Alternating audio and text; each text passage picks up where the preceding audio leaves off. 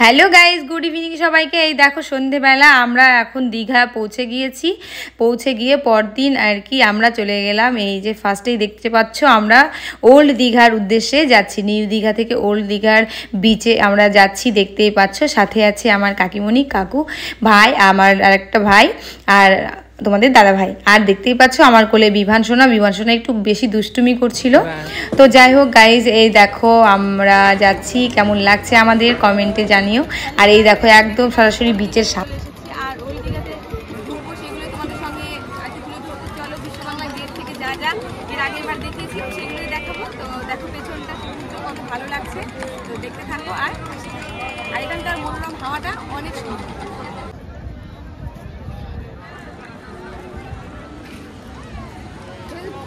যাবে না তো?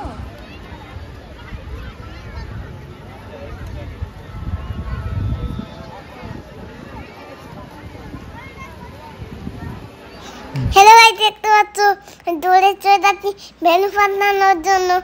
আমার মামা হেল্প করেছে। দেখো বন্ধুরা, সবাই কেমন আছো?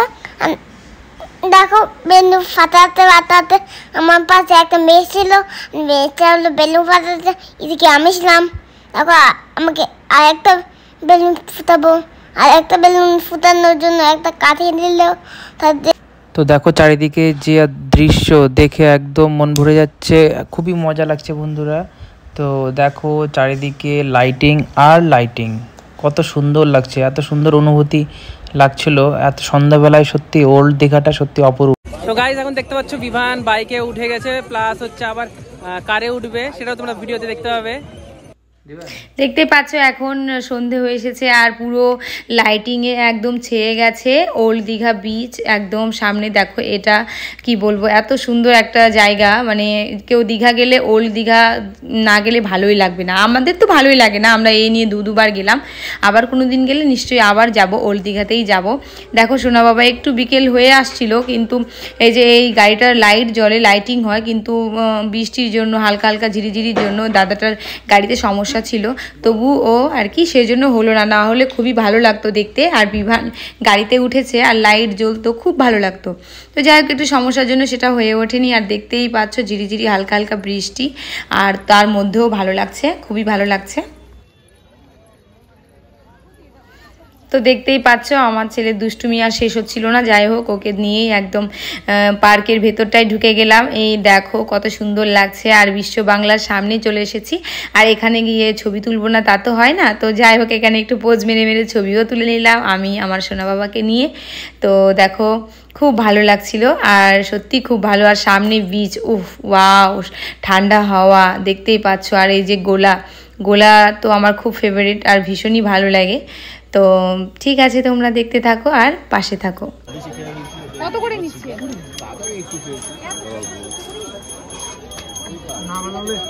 না বানালে আপনি ছোট বড় জানলেন কি করে গেল, ওই জন্য ওভারঅল চেঞ্জ করে ভান্ডার দাও আছে, ওটা হচ্ছে ঢেউসা গোটা দাও। এই যে আমার সোনা বাবা খাবে, ওকে দিয়ে দাও। এখন কত করে নিচ্ছে? জামাটা প্রথমেই হবে। কেমন লাগছে বলো ক্যামেরাতে বলো, কেমন টেস্টি, সুস্বাদু হয়েছে তো? আচ্ছা আমার কাছে খুচরো নিয়ে দাদা, ফোন পে করে দেন, হবে না দাদা, তাহলে ফোন পে করে দেন।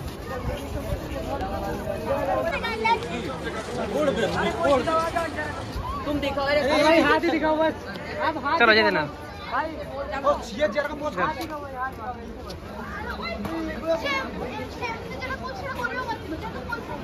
জানা জানা কত জানা।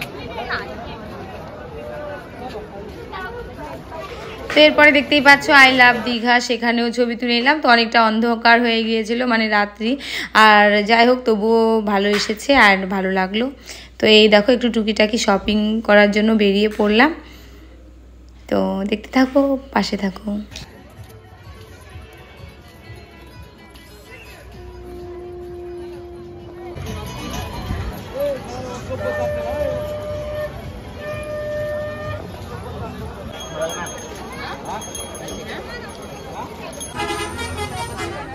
খাও।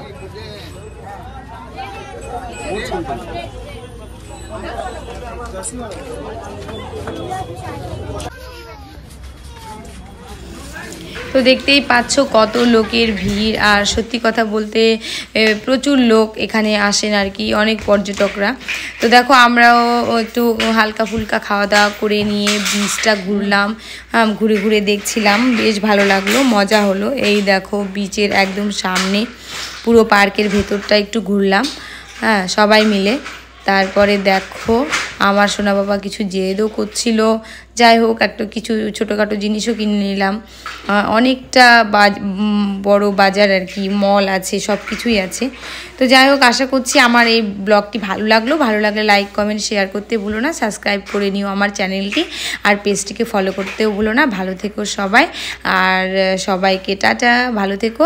আর আসলে দীঘা আসলে নিশ্চয়ই আসবে কিন্তু, লাস্টে আমরা দই ফুচকা খেয়ে আর কি ফিরলাম। তো ভালো থেকো সবাই, টাটা।